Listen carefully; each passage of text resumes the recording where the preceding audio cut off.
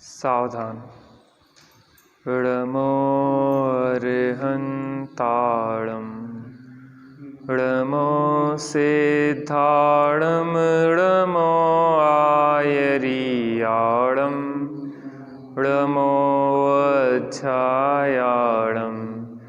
णमो लोये सवसाहूढम्। मंगलं भगवान् वीरो मंगलं गौतमौगणी मंगलं कुन्दकुन्दाद्यो जैनधर्मोऽस्तु मंगलम्। सर्वमङ्गलमाङ्गल्यं सर्वकल्याणकारकं प्रधानं सर्वधर्माणां जैनं जयतु शासनं जैनं जयतु शासनं।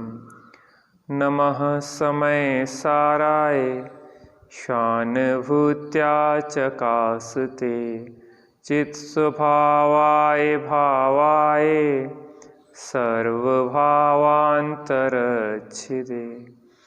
आत्मज्ञान ही ज्ञान है शेष सभी अज्ञान आत्म शांति का मूल है वीतराग विज्ञान वीतराग विज्ञान।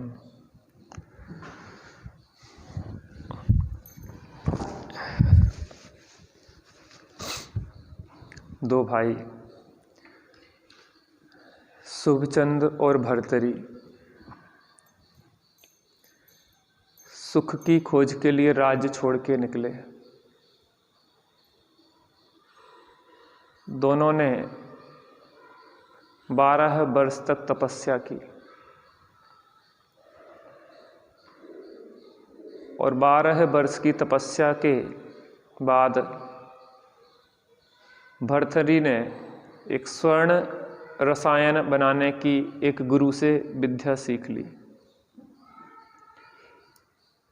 अर्थात उस स्वर्ण रसायन से सोना बनाया जा सकता था। और यहाँ शुभचंद निर्ग्रंथ दिगंबर दीक्षा धारण करके अंतर की खोज में निकल गए और स्वरूप अनुभूति के द्वारा अपने स्वरूप के आश्रय से आनंदित होके जंगल में भ्रमण करने लगे। 12 वर्ष में जब भर्तरी ने स्वर्ण रसायन बना लिया तो उसको अपने भाई की याद आई कि आखिर मैं देखूं कि मेरा भाई किस हालत में है, किस दशा में है। तो उसने अपने शिष्यों को भेजा खोजने के लिए कि मेरे भाई को खोज के आए। शिष्यों ने खोज के पता लगाया कि आपका भाई बहुत बुरी हालत में है, उसके पास पहनने को ना कपड़े हैं, ना कोई व्यवस्थाएं हैं, ना रहने को घर है, ना भोजन पानी की व्यवस्था है। वो बहुत दरिद्रता की स्थिति में है। जिसकी जैसी दृष्टि होती है वैसा ही वो सामने वाला उसको दिखाई देता है। जिसका मूल्यांकन बाहर से होता है वो बाहर की चीज़ें ही देखता है। अगर कोई मोची किसी का मूल्यांकन करता है तो जूते और चप्पल से करता है। जो महंगे जूते चप्पल पहने हों तो उसको श्रेष्ठ समझता है, और जो खराब जूते चप्पल पहने हों उसको गरीब या निंद समझता है। लेकिन अगर मुनिराज निकलें, उस मोची से पूछा जाए कि इनका मूल्यांकन करो, तो उस मोची के नज़र में तो वो दरिद्री ही दिखाई देंगे, क्योंकि उसकी दृष्टि तो जूते चप्पल वाली है। लेकिन बात मोची की दृष्टि की नहीं है या किसी व्यक्ति विशेष की दृष्टि की नहीं है, बात है उस व्यक्ति के यथार्थ में होने की। चेढ़ाला में अपन ने पढ़ा, आत्म को हित है सुख, सो सुख आकुलता बिन कहिए। सुख का लक्षण है निराकुलता। कोई कहे कि हमारा व्यापार धंधा तो बहुत चलता है, हमारे पास तो रोटी खाने की भी फुर्सत नहीं है, और वो इस आह्लाद के साथ बता रहा है कि हम सुखी हैं, जबकि वास्तव में देखा जाए तो वो दुखी है, क्योंकि उसको आकुलता बहुत है। भगवान कहते हैं कि जहाँ आकुलता है वहाँ दुख है, जहाँ निराकुलता है वहाँ सुख है। जहाँ आकुलता अधिक है वहाँ अधिक दुख है, जहाँ निराकुलता अर्थात आकुलता कम है वहाँ कम दुख है, और जहाँ निराकुलता है वहाँ सुख है।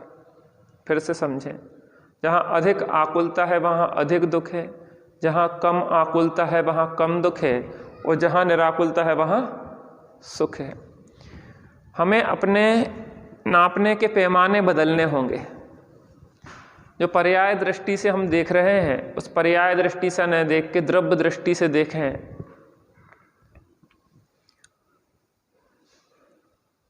तो वहाँ पे भर्तरी के शिष्य ने बताया शुभचंद को कि शुभचंद तो बहुत दरिद्री दशा में है, उनके पास रहने को मकान नहीं है, पहनने को वस्त्र नहीं है, खाने पीने की व्यवस्था नहीं है। तो भर्तरी को लगा, दया आई कि बेचारा भाई है तो अपना ही। तो भर्तरी ने जो स्वर्ण रसायन बनाया था, आधा स्वर्ण रसायन शुभचंद स्वामी के पास भेज दिया।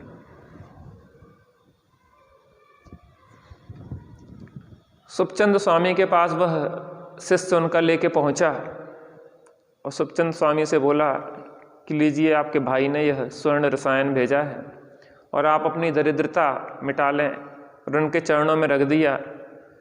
तो शुभचंद स्वामी ने पैर का ढक्का दे के उस रसायन को बगरा दिया। शिष्य को बहुत गुस्सा आई, लेकिन कुछ कह नहीं पाया, क्योंकि उनके गुरु के भाई थे। पहुंचा, कहने लगे भैया दरिद्रता तो है ही, दिमाग भी खराब हो गया है उनका। तो वो खुद पहुंच गया करुणावश कि बेचारे भाई के पास बहुत दरिद्रता और बुद्धि खराब हो गई है, हम ही रसायन लेके पहुंचते हैं, उसकी दरिद्रता मिट जाए। और वो खुद वह रसायन लेके पहुंच गया। जब वो वहाँ पे रसायन लेके पहुंचा तो उसने यही कहा कि आप बहुत दिनों में मिले और मेरे शिष्य ने बताया है कि आपकी बहुत दरिद्र दशा है, और मैं चाहता हूं कि आप अपनी दरिद्रता मिटा लें, आखिर आप हैं तो मेरे भाई ही। बेटा वहाँ से वो चौकियाँ उठा लो, चौकियों को स्टूल पे रख, वो जो भी रखा है स्टूल वगैरह कुछ पे रख दो और फिर वहाँ रख लो, बैठ जाओ, ऐसा रख दो कुछ पे। देखो यहाँ पे व्यवस्था मिलाना भी एक बहुत बड़ा पुण्य का काम होता है ना। अपन जितनी व्यवस्था मिलाते हैं, और अच्छी बात है, और थोड़ा दूरदृष्टि से मिलाना चाहिए, है ना। एक जी वाली भी चौकी रखी, पीछे रख लो, फिर बीच में आएगा ना कोई तो डिस्टर्बेंस होता। और 2-4 पाटा और होना चाहिए ना, जिसमें कि अपन व्यवस्थित स्वाध्याय कर रहे हैं। देखो जिनवाणी महाभाग्य से मिलती है अपन को, और हम जितनी विनय जिनवाणी की रखेंगे ना, उतनी अपनी विशुद्धि से सीखने को मिलता। कहते हैं विद्या ददाति विनयम, विनयम दाति पात्रताम। विद्या विनय से आती है। हम जितनी विनय विशुद्धि से पवित्रता से उसको सुनेंगे समझेंगे, उतनी जल्दी जीवन में आ जाती है। हाँ, तो क्या हुआ कि जब वह स्वर्ण रसायन लेके भर्तरी पहुंचा शुभचंद स्वामी के पास, और जो आधा स्वर्ण रसायन बचा था वह अपने भाई के चरणों में रख दिया। मैं एक बार फिर से कथा दोहरा देता हूँ। 2 भाई थे, एक का नाम था शुभचंद्र और एक का नाम था भर्तरी। दोनों सुख की खोज में निकले और दोनों ने 12 वर्ष तपस्या की। एक तो निर्ग्रंथ दिगंबर सन्यासी साधु बन गया और एक जैनेतर सन्यासी बन के एक गुरु के पास रह के स्वर्ण रसायन बनाने की कला सीखने लगा। 12 वर्ष बाद भर्तृहरि ने, जो एक भाई था, उसने स्वर्ण रसायन बनाने की कला सीखी और उसने अपने दूसरे भाई की खोज की तो देखा कि वह निर्ग्रंथ साधु बन गया है। जो 12 वर्ष की तपस्या के बाद उसने स्वर्ण रसायन बनाया था तो आधा अपने भाई के पास अपने शिष्य से भेज दिया कि उसको दे दो। तो जैसे ही उनके शिष्य ने सुखचंद स्वामी के चरणों में वह रखा तो उनने पैर का धक्का दे के उसको बगरा दिया। शिष्य को लगा कि दरिद्रता के साथ इनकी बुद्धि भी खराब हो गई है, बाहर में तो दरिद्री ही है ही और बुद्धि भी चल गई है। उसके बाद वो भाई स्वयं पहुंचा भर्तृहरि और खुद जाके चरणों में निवेदन किया कि भाई अपनी दरिद्रता मिटाओ, जिस स्वर्ण रसायन लाया हूँ। और वह पुनः चरणों में रखा और पुनः सुखचंद स्वामी ने उसको पैर से धक्का दे के बगरा दिया। उसको गुस्सा भी आया और दया भी आई कि आखिर कैसी बुद्धि खराब है, पूरा स्वर्ण रसायन बर्बाद कर दिया। तब सुखचंद स्वामी ने कहा कि भाई, अपने राज्य में स्वर्ण की कौन सी कमी थी जो तुम सोना बनाने की विधि सीखने निकल आए? हम आए तो थे सुख की खोज में और तुम्हारी इतनी बुद्धि दरिद्र है कि राज्य छोड़ के यहां भी उसी काम में लग गए। तुम काय में लग गए? सोना बनाने। अपने राज्य में कौन सी कमी थी सोने की जो तुम इसमें लगे हो? तो तुम्हें सोना ही चाहिए ना। तो उन्होंने अपने पैर के नीचे की धूल ऐसी उठाई और इसे पहाड़ पे फेंक दी। पूरा पहाड़ सोने का हो गया। कहने उठा लो, कितना सोना चाहिए तुम्हें? अरे अपन यहाँ पे आए थे आत्मिक शांति के लिए, सुखी होने के लिए, और तुम इस कूड़ा करकट के चक्कर में पड़ गए। हमारी इतनी दरिद्री सोच है, वो कहानी तो हो गई, लेकिन यह हमारे ऊपर घटित होती है। यह मनुष्य पर्याय रत्नत्रय के रत्न प्राप्त करने के लिए मिली है और हम इस कूड़ा करकट में लगे हुए हैं। व्यापार, धंधा, बीवी, बच्चे, पैसे, नौकरी, किस पागलपन में लगे हैं। लोगों के घर में बहुत पैसा है, दूसरे की नौकरी कर रहे हैं। नौकरी का इतना प्रचलन हो गया है कि घर में नौकर लगे 10 और भाई साहब दूसरे की नौकरी कर रहा है। ऐसी दरिद्रता की सोच की हद है। करोड़ों अरबों की खुद की प्रॉपर्टी होए और 25-50 हज़ार रुपये की नौकरी के पीछे दूसरों की बातें डांट सुन रहा हो वो, और एक मकान बनाने में पूरी जिंदगी की कमाई चली जाती है उसकी। 1-2 करोड़ रुपए का फ्लैट में बनेगा, 1 BHK 2 BHK। अपना घर का 50 बाई 100 का मकान डला हो खाली और वहाँ पे झुग्गी झोपड़ी में तनक्सी रह रहे हुए 1 BHK जी में पाँव ना पसार पाओ। कोई मेहमान आए तो मेहमान को ना लिटा पाओ, ऐसी व्यवस्था। लेकिन जो बुद्धि की दरिद्रता आज हमारी भर्तृहरि से भी ज़्यादा है।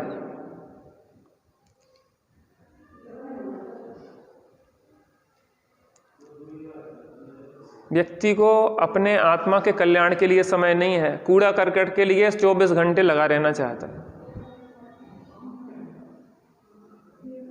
हम भी इसी कूड़ा करकट को इकट्ठे करने में लगे थे। 20 साल व्यापार किया हमने। पागलपन की हद तक जब थक गए तब हट गए।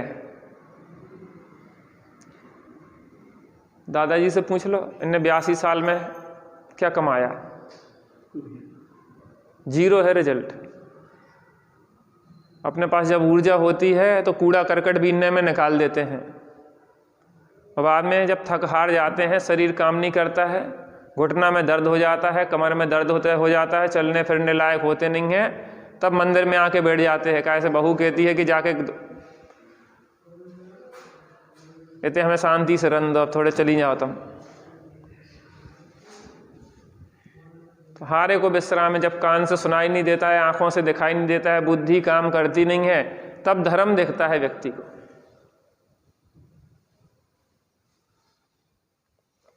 एक जन की अम्मा जी मर रही थी, उन्होंने कि चलो भैया चलो तनक सुना दो। कहले सुनाई देत कि नहीं देत? कहले मैंने तो 20 साल से सुनाई नहीं दे रहा, फिर हम का सुना दें? कुछ दिखाई देत कि उन्होंने कि दिखाई तो 10 साल से नहीं दे रहा। अब उन्हें ना दिखाई देत ना सुनाई देत, और कुछ दिमाग चलत कि नहीं, वे तो कोमा में डली 5 साल से। अब उन्हें का सुना दें, का समझा दें, का दिखा दें?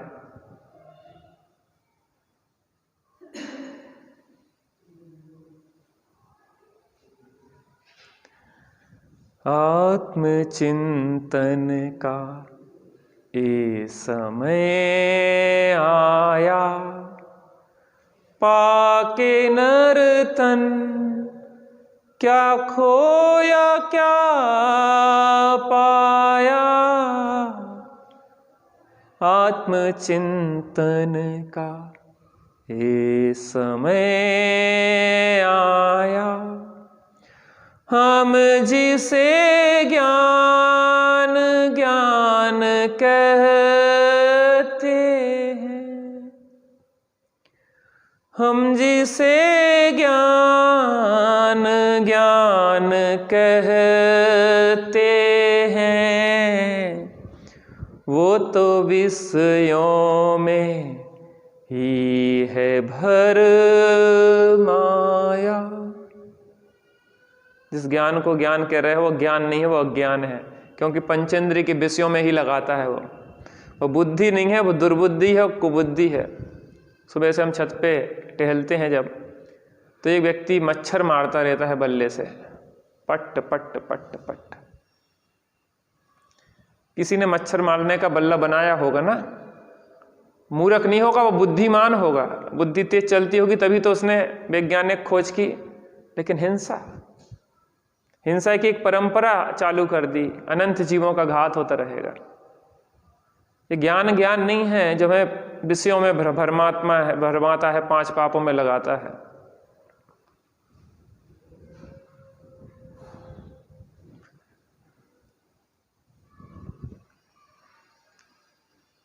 कितना कीमती समय है मनुष्य भाव का, उसकी कीमत नहीं आती है।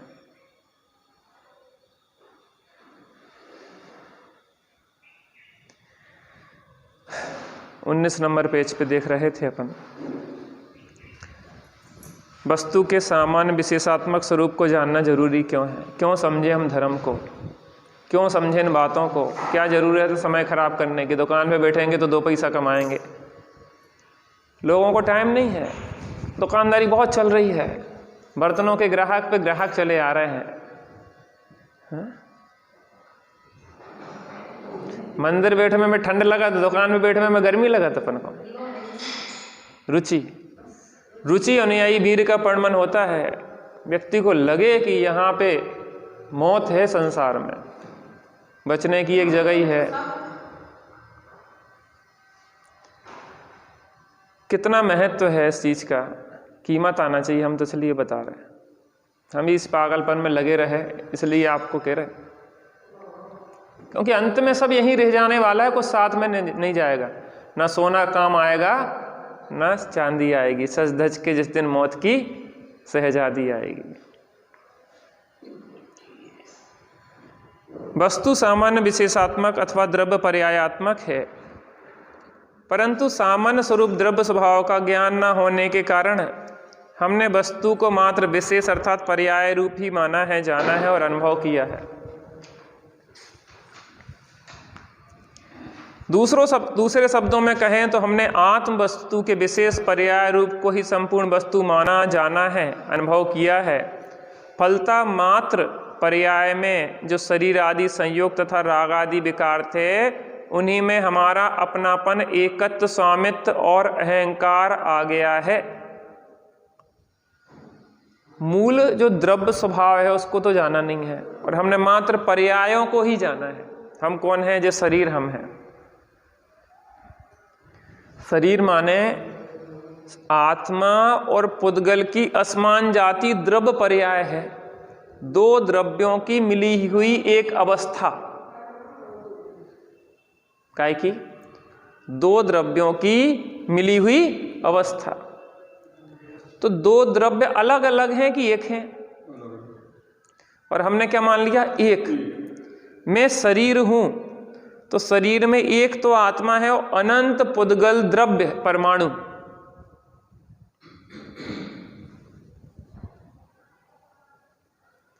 और हमने ये समझ लिया कि ये मैं हूं। कौन हूं मैं शरीर। तो अवस्था का भी ज्ञान होना चाहिए और मूल वस्तु का भी ज्ञान होना चाहिए, दोनों का ज्ञान होना चाहिए। लेकिन हमने क्या किया? मूल वस्तु का तो ज्ञान है नहीं और मात्र अवस्था रूप ही अपने को मान लिया। जैसे बच्चे से कहा जाए कि बेटा अंगूठी ले आना, तो 1 तोला की अंगूठी अगर बनी तो 60,000 रुपये की आएगी। कितने की आएगी? 60,000 की आएगी ना। तो बच्चे ने क्या किया कि अंगूठी को देखा और अंगूठी लेने झट से चला गया और 6,000 रुपया में एक अंगूठी लेके आ गया। देखो मम्मी, तुम तो कह रही थी 60,000 में आएगी और हम कितने में ले आए? 6,000 में। और काय की लेते आया वो? रोल्ड गोल्ड की। देखो उससे भी सुंदर है, उससे भी सुंदर डिजाइन है, उससे भी बढ़िया दिख रही है, लेकिन वो ये नहीं जानता कि कीमत डिजाइन की, आकार की नहीं है, कीमत काय की है? उस सोने की है।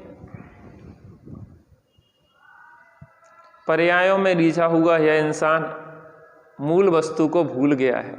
मूल में भूल। हम मूल्यांकन कैसे करते व्यक्ति का? कैसी लड़की से शादी करोगे तुम? गोरी की कि काली? गोरी। लंबी की ठिनगी? लंबी। सुंदर की कुरूप?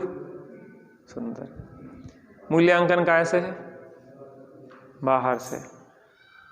गोरी हो, लंबी हो, सुंदर हो, लेकिन आचरण बुरा हो उसका, किसी दूसरे से प्रेम चलता हो उसका, तुमसे प्रीति नहीं है, तुम्हें कितनी पसंद आएगी?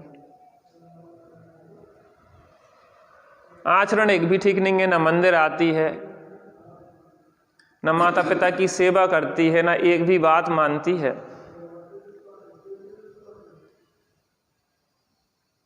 तो 4 दिन बाद जो लगेगा कि ऐसी सकल सूरत को क्या करने, हमें चाटने हैं का, म्यूजियम में रखने का। भैया इतना खराब होती देखवे में, लेकिन गुण तो होते कम से कम। पर्यायों में रीझा हुआ यह जगत हर चीज का मूल्यांकन बाहर से ही करता है। देखना क्या चाहिए? पहले जमाने में बड़े बूढ़े जाते थे तो पूछते थे, बिटिया भक्तांबर आज की नहीं आत, सुस्त्र जी आज की नहीं आत, मंदिर रोज जाती कि नहीं जाती, रात में खाती कि नहीं खाती, बाजार को तो नहीं खाती, माता पिता की सेवा करोगी कि नहीं करोगी, खाना बना के जानती कि नहीं जानती। क्या भैया? प्रथम।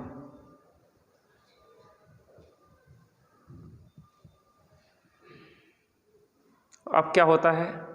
अब लंबाई नापी जाती, हाइट बराबर होना चाहिए, फेस कट मिलना चाहिए, गोरा एक सी जोड़ी होना चाहिए, लंबाई चौड़ाई मोटाई एक बराबर, वजन तोल के देखना पड़ता कि वजन बराबर हो। इन चीजों में क्या रखा है? मूल होता है व्यक्ति के गुण। पूजा होती है कैसे? गुणों से। ऐसे ही धर्म क्षेत्र में देखें तो कीमत काय की है? गुणों की। पूजिता काय की है? गुणों की।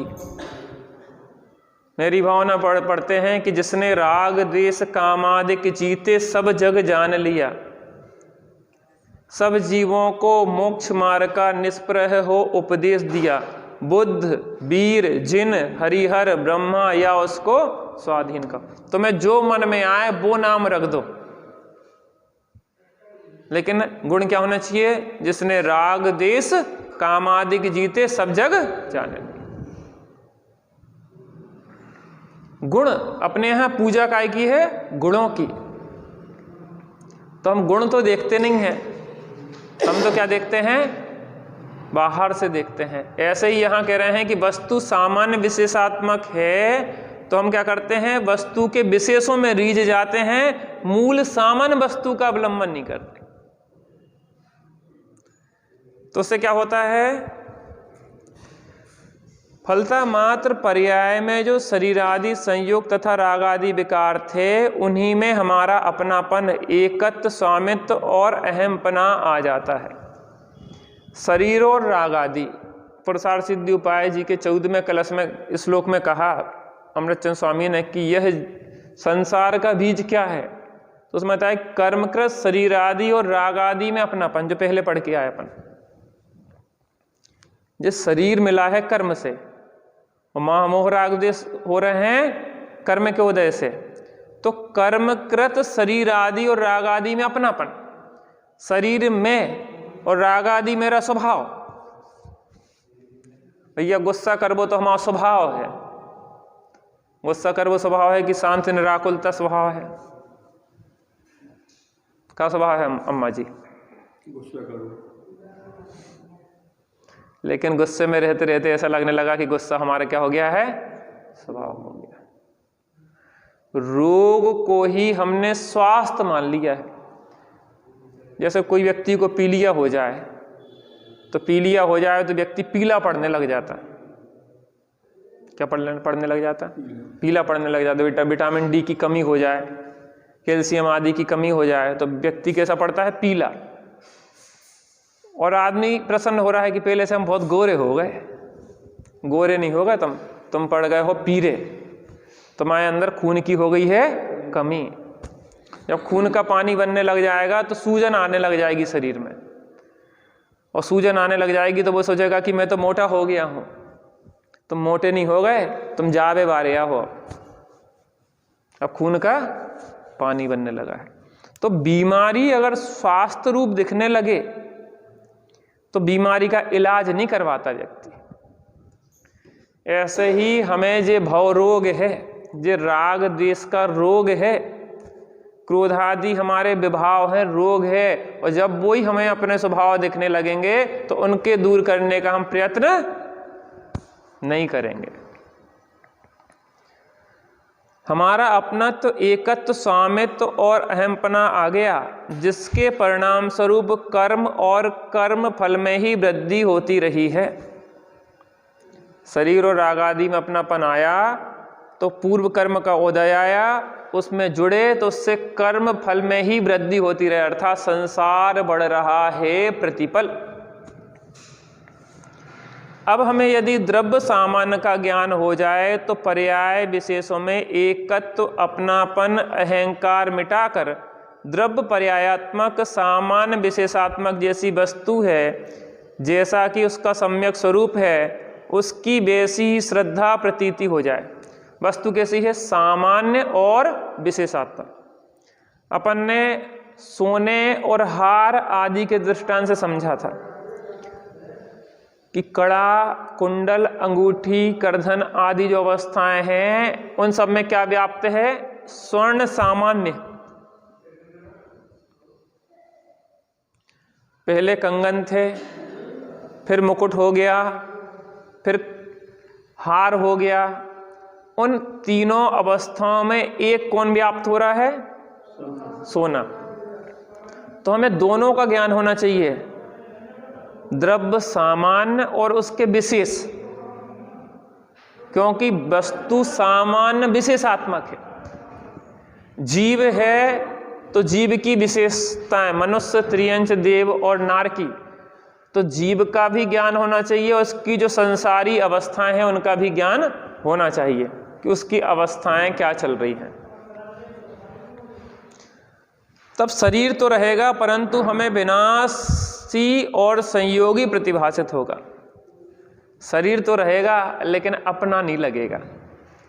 हमें यह भी ज्ञान होगा कि वर्तमान में हम मनुष्य पर्याय में, मनुष्य शरीर में हैं,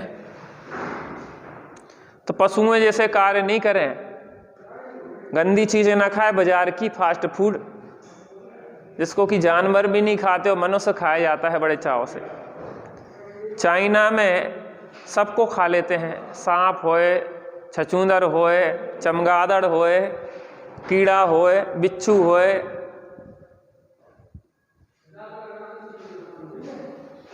चाइना में कॉफी चलती है, पांडा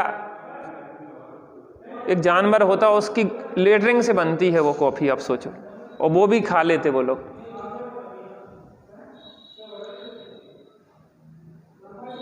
तो व्यक्ति को ये पता पड़े कि हम पशु नहीं हैं, हम मनुष्य हैं, तो मनुष्य के अनुकूल जीवन जिएगा नैतिकता का, पशुओं जैसा जीवन नहीं जिएगा। तो पर्याय का भी ज्ञान होना चाहिए कि हम मनुष्य पर्याय में हैं, जैन कुल में है, उत्तम कुल में है, तो हमें योग्य आचरण करना चाहिए।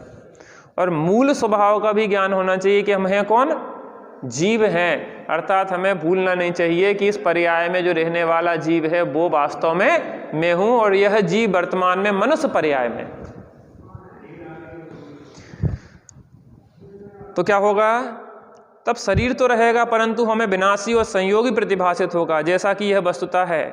राग आदि भी होंगे परंतु आत्मा के अपने स्वभाव रूप दिखाई ना देकर विकार रूप तथा नाशवान दिखाई देंगे, जैसे कि ये वस्तु में है।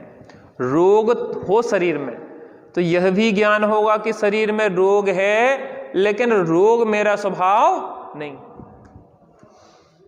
देखो, अगर हमें ये नहीं पता हो कि रोग है तो रोग को दूर कैसे करेंगे, और रोग को ही स्वभाव मान लेंगे तो फिर दूर करने का सवाल ही नहीं होता।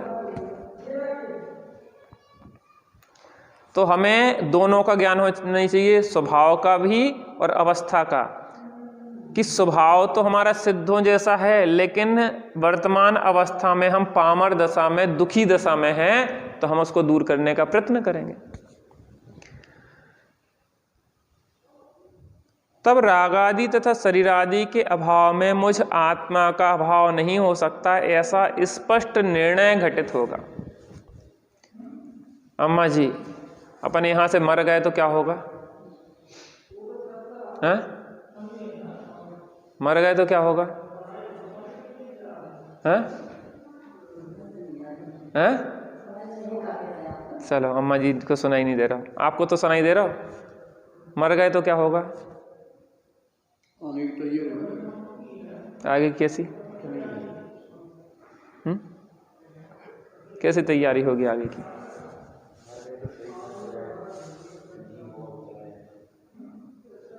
तुम मरने में होगा क्या?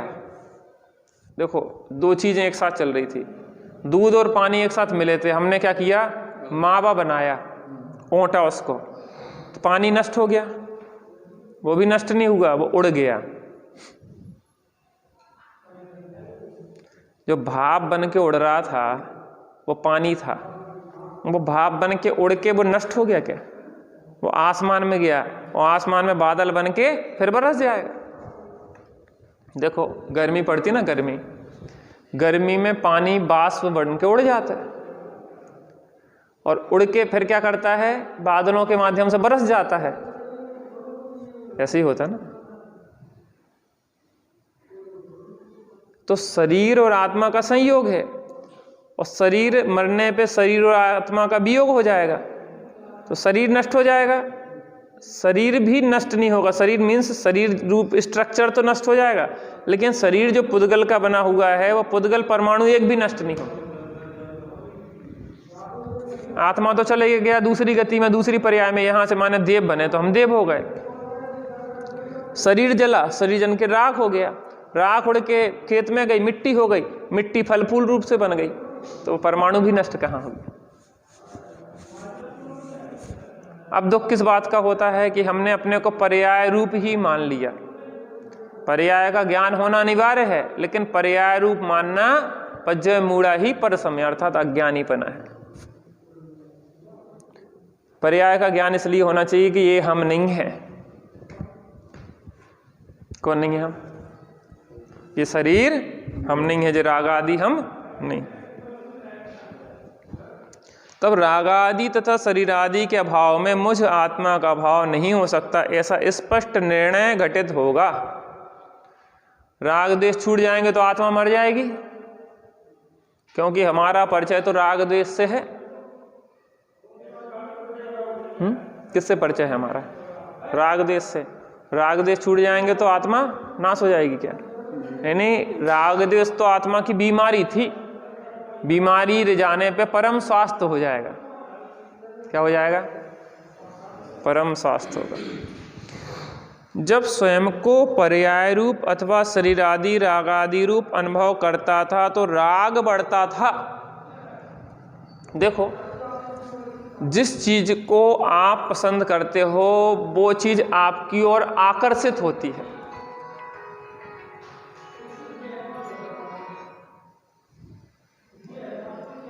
बंद कर दो करे। अब कौन सी फैक्ट्रियां चल रही हैं आपकी?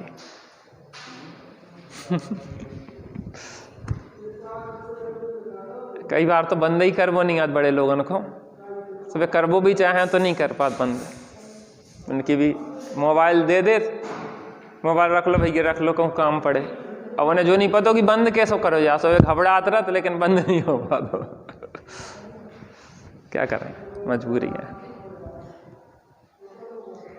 तो जिस चीज को पसंद करते हैं वो आकर्षित होती है, और जिस चीज को नापसंद करते हैं वो आपसे दूर हट जाती है। जैसे कोई मेहमान आया और आपने बहुत आव भगत करी, आइए आइए, खाइए पिए, खूब स्वागत सत्कार किया, तो क्या होगा?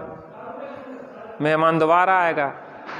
और वो आया और आपने उसको पानी खिलाने नहीं पूछो तो क्या कहेगा? भैया उनके ते जाओ, सुबह क्या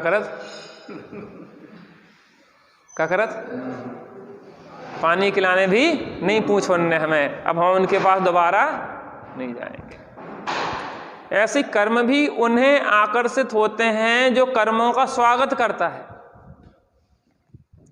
शरीर भी उन्हें मिलता है बार बार जो शरीर में अपनापन करके उसकी सेवा में लगा रहता है। और तुम शरीर की सेवा करना बंद कर दो तो शरीर भी मिलना बंद हो जाएंगे। रागादि उनके होते हैं जो रागादि को भला चाहता है, जानता है। जो रागादि को भला मानना बंद कर देता है उसके धीरे धीरे रागादि नष्ट हो जाते हैं। एक दादाजी को खांसी हो गई, खांसी हो गई तो बहुत खांसी उठे तो लोगों ने कहा कि इलाज करवा लो। का ऐसी ठंडन को मौसम हो तो क्या कही अम्मा जी, क्या कही? तुम दूर तो बैठ गई हो, अब तुम्हें सुनाई भी कम देते थे, आगे बैठ जाती तो नक्शो सही रहते।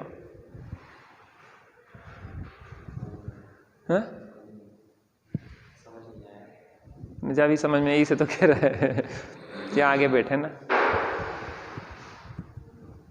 समझ में आ जाएगा। चटाई जा रखी, हाँ बैठ जाओ आगे अच्छे से। तो क्या हुआ कि उन्हें खांसी थी, खांसी तो लोगों ने कही कि तुम खांसी मिटवा लो। सुने कि देखो भैया घर में बहुएं वगैरह हैं 4-6, अब क्या है कितना खांसत खकारत रहो, सुबह क्या रहती सचेत बनी रहती। तो अब जब भी जाते हैं तो खांसी उठत रहत है, सुबह का है घूंघट मूंघट डाल लेती। अब कैसी बैठी हैं बच्ची वगैरह तो का है कैसो है, तो खांसी उठत है वैसे ही हमें सम जब भी पहुंचा तो खांसत जात हैं, सुबह कैसी हो जाती तो नक सावधान हो जाती। तो एक जन ने कही कि भैया नकली खांस ले करे, असली खांसी में तो तुम्हें टीबी हो जाएगी। अरे कहने लगे भैया जब असली है तो नकली का आंखों खांसे का, असली है तो फिर नकली की क्या जरूरत? भैया नकली खास लो, कोई नुकसान नहीं है, असली बनी रही तो क्या हुई है टीबी हो जाए फिर, हाँ नुकसान। अब आई सुनाई ऐसे तो कहते पास में बैठू करे। ऐसे ही राग आदि हो रहे हैं वो बात अलग है, लेकिन राग आदि को भला मानना ये योग्य नहीं है। क्या कह रहे हैं? अरे सुनो कर लेना, गेट लगा दो।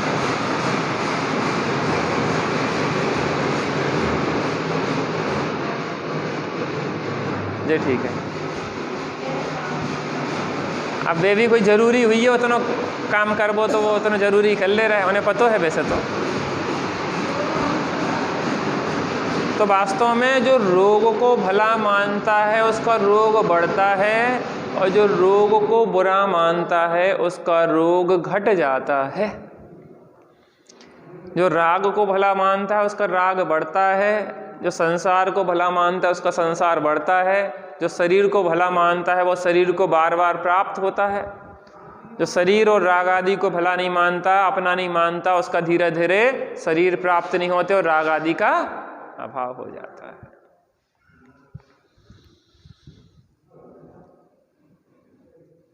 तो क्या कह रहे हैं, तब राग आदि तथा शरीर आदि के अभाव में मुझ आत्मा का भाव नहीं हो सकता, ऐसा स्पष्ट निर्णय घटित होता है।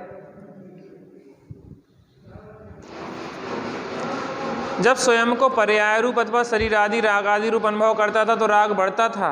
अब यदि स्वयं को द्रव्य स्वभाव रूप अनुभव करने लगता है तो राग आदि में कमी होने लगती है और आत्मा क्रमशः राग आदि से रहित होके शुद्ध हो जाता है। साथ ही साथ शरीर आदि की उत्पत्ति के कारणभूत कर्म का भी अभाव हो जाता है।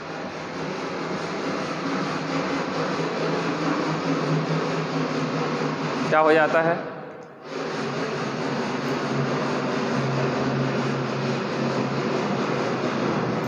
शरीर आदि और राग आदि का अभाव हो जाता है। कब होता है? जब उनको अपने से भिन्न और दुखदायक मानता है। आत्मोन्नति के इस मार्ग की शुरुआत भी तभी संभव है जबकि द्रव्य पर्यायात्मक सामान्य विशेषात्मक वस्तु स्वरूप की अविकल अनेकांतिक श्रद्धा हो। पर्याय विशेषों को गौण करके द्रव्य स्वभाव वस्तु सामान्य को मुख करे और अपने को उस रूप अनुभव करे, तभी आत्म अनुभव फलित हो सकता है। क्या कह रहे हैं यहाँ पे कि जो आत्मोन्नति के इस मार्ग की शुरुआत भी तब संभव है जबकि द्रव्य पर्यायात्मक सामान्य विशेषात्मक वस्तु स्वरूप की अविकल, विकल माने होता है अधूरी, सकल और निकल, विकल, विकल माने अधूरा, सकल माने संपूर्ण। तो हमें द्रव्य पर्यायात्मक वस्तु का पूरा ज्ञान होना चाहिए। क्या होना चाहिए? देखो प्रवचन सार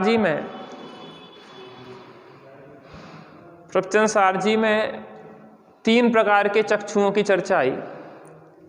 एक द्रव्यार्थिक चक्षु, एक पर्यायार्थिक चक्षु और एक उभय चक्षु। काय की? द्रव्यार्थिक चक्षु, पर्यायार्थिक चक्षु और उभय चक्षु। द्रव्यार्थिक चक्षु से सबको देखते हैं तो सब जीव दिखाई देते हैं। क्या दिखाई देते हैं? जीव। मनुष्य जीव, त्रियंच जीव, देव जीव और नारकी जीव। क्या दिखाई देते हैं? उनसे कहा 10 मिनट रुक सका तो रुक जा भैया यार, 10 मिनट लगभग लगेंगे क्या? क्या कहा? मनुष्य जीव, त्रियंच जीव, देव जीव और नारकी जीव। तो इन सब में जब हम द्रव्य दृष्टि से देखते हैं, द्रव्यार्थिक चक्षु माने द्रव्य दृष्टि के नेत्र को खोल के देखते हैं तो सब जीव दिखाई देंगे। मनुष्य शरीर में भी क्या है? जीव। त्रियंच शरीर में भी क्या है? जीव। देव शरीर में भी क्या है? जीव। और नारकी शरीर में भी क्या है? जीव। सब में एक जीव दिखाई देता है। शुद्ध नय की दृष्टि से देखते हैं तो सब्बे शुद्धाहु शुद्ध नया। जो निगोद में सो ही मुझ में और सो ही मोक्ष मझार, और अंतर भेद कछु भी नाही भेद गिने व्यवहार। निगोद में भी वही जीव है अनंत गुण वाला, वैसे ही मेरा जीव भी अनंत गुण वाला है और वैसे ही सिद्ध भगवान भी अनंत गुण वाले हैं। सब्बे शुद्धाहु शुद्ध नया। द्रव्यार्थिक चक्षु से सब जीव दिखाई देते हैं। यहाँ पे अपन सब कौन है? मनुष्य। जब मनुष्यत्व की दृष्टि से देखते हैं तो सब मनुष्य दिखाई देते हैं। अपन किस गति के जीव हैं? मनुष्य। और जब हम द्रव्यार्थिक चक्षु को बंद करते हैं और पर्यायार्थिक चक्षु से देखते हैं, पर्याय की आंख से देखते हैं। अभी द्रव्य स्वभाव की आंख से देख रहे थे, अब पर्याय स्वभाव की आंख से देख रहे हैं। तो पर्याय स्वभाव की आंख से जब देखते हैं तो अवस्थाएं दिखाई देती हैं। मनुष्य, त्रियंच, देव और नार की अवस्थाएं दिखाई देती है। अपन कौन सी गति के हैं? मनुष्य। नीचे कौन गति के रहते? नारकी। ऊपर कौन रहते? देव। और जो यहाँ पे घूम रहे हैं वो त्रियंच। तो वो पर्याय से देख रहे हैं, तो पर्यायार्थिक चक्षु से देख रहे हैं तो अवस्थाएं दिखाई दे रही हैं। द्रव्यार्थिक चक्षु से देख रहे हैं तो वो मूल वस्तु दिखाई दे रही है। और उभय चक्षु अर्थात दोनों आंखों को खोल के देख रहे हैं। द्रव्य पर्यायात्मक या सामान्य विशेषात्मक दोनों आंखों को खोल के देख रहे हैं तो मनुष्य जीव, त्रियंच जीव, नारकी जीव और देव जीव दिखाई देता, अर्थात उसकी अवस्था भी दिखाई दे रही है और मूल द्रव्य भी दिखाई दे रही है।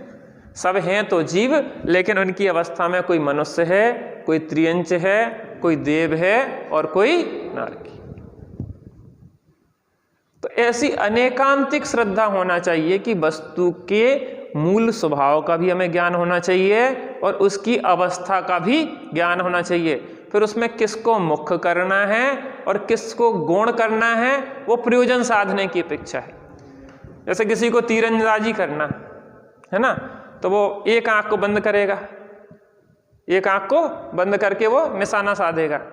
अब हमसे पूछे कि वो तीरंदाज है तो एक आंख को फोड़ क्यों नहीं लेता? रोज रोज बार बार निशाना साधना है तो एक को फोड़ लो। फोड़ना नहीं है, गौण करना है, बंद करना है। अगर हम दूसरे पक्ष का निषेध ही करने लग जाएंगे तो हमने उस चीज को, वस्तु का अभाव मान लिया। अपने यहाँ अभाव नहीं है, उसको क्या कहते? मुख्य और गौण करते। सोना कैसा होता? हाँ? पीला होता, भारी नहीं होता, चिकना नहीं होता। तो वो जिस समय हम पीला बोल रहे हैं तो पीलापन मुख्य गुण है, बाकी गुण क्या है? उसमें गौण है, अभाव रूप से नहीं है। अर्थात हमें दोनों ज्ञान होना चाहिए कि अभी हम इस अपेक्षा से कथन कर रहे हैं, दूसरी अपेक्षा अभी गौण है, अभाव नहीं है। अनुज की आप कौन है? मम्मी है, तो आप पत्नी नहीं है, आप बहू नहीं है, आप जेठानी नहीं है, आप बहन नहीं है, सब हैं। लेकिन अभी पुत्र की अपेक्षा से कह रहे हैं तो मां है। तो उसकी अपेक्षाओं का ज्ञान होना चाहिए, पर्याय का भी ज्ञान होना चाहिए और उस मूल वस्तु का भी ज्ञान होना चाहिए। इस श्रद्धा को कहते हैं अनेकांतिक श्रद्धा।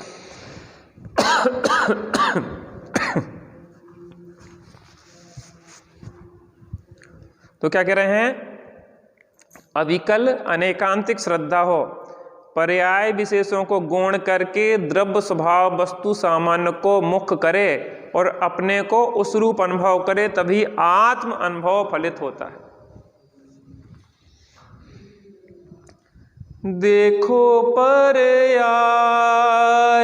तो है क्षण भंगुर, देखो पर्याय तो है क्षण भंगुर, फिर भी पर्यायों में तू इतराया।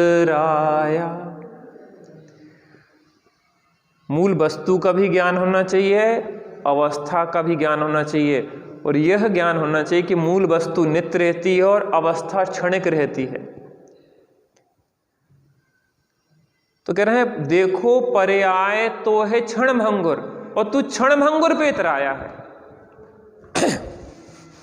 तुम्हारी शादी हुई, पत्नी बहुत खूबसूरत थी, बाद में उसकी शक्ल धीरे धीरे खराब हो गई, रोग ऐसा हो गया, खराब हो गया, तो पत्नी पत्नी रही कि नहीं रही? अगर तुमने चेहरे से प्रेम किया होगा तो तुम्हें उसके प्रति क्या हो जाएगी? घृणा हो जाएगी। और जब उसको समग्र स्वीकार किया होगा तो तुम्हें घृणा नहीं होगी, उसके सहयोग का भाव आएगा। ऐसा समझो कि जिस समय स्टेज पे गए तब ब्यूटी पार्लर में बहुत सारा लीपा पोती करके आए, कुछ लोग तो पहचान में ही नहीं आते कि ये बेई है। ऐसे इतनों सारों लीपा पोती कर लेते हैं कि समझ में नहीं आता, बड़े बड़े गड्ढा हो चेहरे पे तो बिल्कुल चिकने हो जाते। अब लीपा पोते करे समय तुमने शकल देखी तो तुमने शकल शादी किससे करी? हाँ, चेहरे से कर ली। अब वो लीपा पोती मिट गई तो फिर क्या पत्नी पत्नी नहीं रहेगी? तो हम उस व्यक्ति की शकल सूरत से शादी नहीं हुई, उस व्यक्ति के व्यक्तित्व से शादी हुई आपकी। और जब आप उस रूप देखोगे तो आपका संबंध बना रहेगा। और अगर चेहरे से या रंग रूप से शादी की होगी, देख के शादी की होगी, तो आपका राग उससे छूट जाएगा। वस्तु की अविकल श्रद्धा होना चाहिए, अर्थात पर्याय का भी ज्ञान होना चाहिए, मूल वस्तु का भी ज्ञान होना चाहिए, और पर्यायों को गौण करके मूल वस्तु रूप उसको देखना चाहिए। आपके यहाँ सोना कितना है? कितना है? हम इनकम टैक्स वालों को नहीं बताएंगे, बता दो हैं कितने तोला है? अच्छा कम बता दो कछु। हैं कितनों है जब पूछ रहे? अरे अंदाजन पर्याप्त में रहते हैं। वजन बताओ हमें। तो आधा किलो लगभग।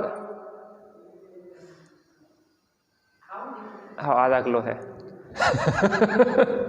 हम ये कह रहे सोना है कि जेवर है? जेवर है। जेवर है कि सोना है? अब देखना, हार रूप में होगा, कंगन रूप में होगा, बेंदी रूप में होगा, करधोनी रूप में होगा, लेकिन उसमें देखना क्या है? हमने कहा सोना, तो हमने कहा इतना सोना है, तो हम तो कहेंगे कि जो तो हार है जो सोना कितने है, जो तो कंगन है जो सोना कितने है, जो तो बेंदी है जो सोना कितने है, जो तो करधोनी जो सोना कितने है। अरे पंडित जी आप जानते नहीं है, इन सब में क्या व्याप्त है? सोना। ऐसे इन सब में क्या व्याप्त है? एक चैतन्य। तो पर्यायों को करना है गौण और चेतना को करना है मुख्य, और चेतन सामान्य का अनुभव करके आनंदित हो जाना। और जब वो अपनी चेतन सामान्य का अनुभव करता है तो पर्याय में भी चेतना कर्म राग आदि से भिन्न होकर सिद्ध दशा को प्राप्त हो जाती है।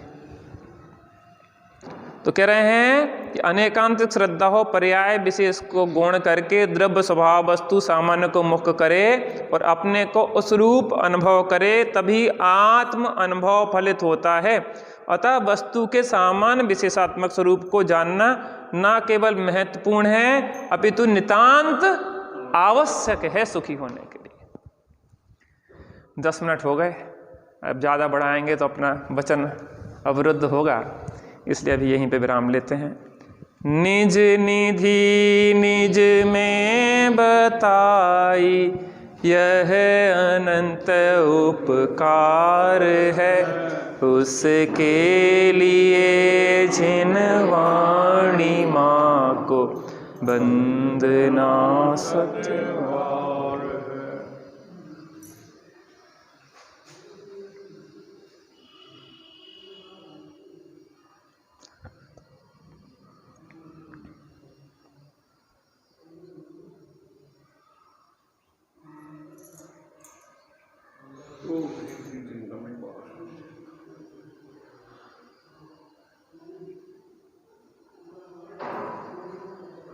ओम शांति। ओम शांति।